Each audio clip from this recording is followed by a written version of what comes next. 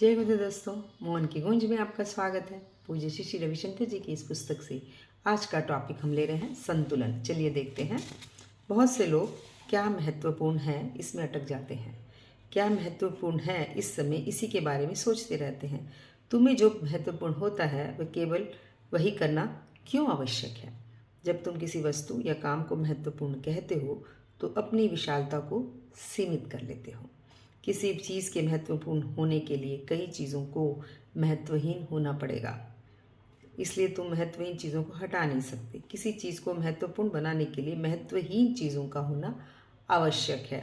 चीज़ें या स्वयं महत्वपूर्ण होती है या अन्य चीज़ों को महत्वपूर्ण बनाती है। इसका अर्थ है कि हर कुछ चीज़ महत्वपूर्ण है और हर कुछ महत्वहीन भी। जब तुम इस तथ्य को जान लेते हो तो विकल्पहीन हो जाते हो। एक बार एक पत्रकार ने मुझसे पूछा, सांस लेना महत्वपूर्ण क्यों है, प्रसन्न रहना महत्वपूर्ण क्यों है, शांति महत्वपूर्ण क्यों है। ये प्रश्न बिल्कुल भी प्रासंगिक नहीं है, पर तुम्हें सदैव महत्वपूर्ण की खोज क्यों है। जो महत्वहीन है वह अपना योगदान अन्य चीज़ों को महत्वपूर्ण बनाने में कर सकता है। महत्वपूर्ण और महत्वहीन समय और स्थान के साथ बदलता रहता है। जब तुम भूखे होते हो तो भोजन महत्वपूर्ण होता है, परंतु जब तुम्हारा पेट भरा होता है तब भोजन महत्वहीन हो जाता है।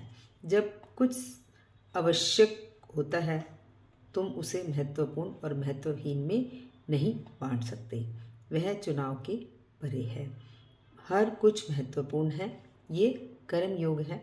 कुछ भी महत्वपूर्ण नहीं है, ये एक गहन ध्यान है। दोस्तों, इस संसार में विरोधाभासी मूल्य एक दूसरे के पूरक हैं, तो दोनों का ही अस्तित्व है।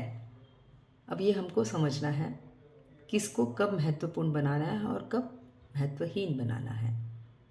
तो मनन करें इस वक्त पे और खुशी से जिए। धन्यवाद।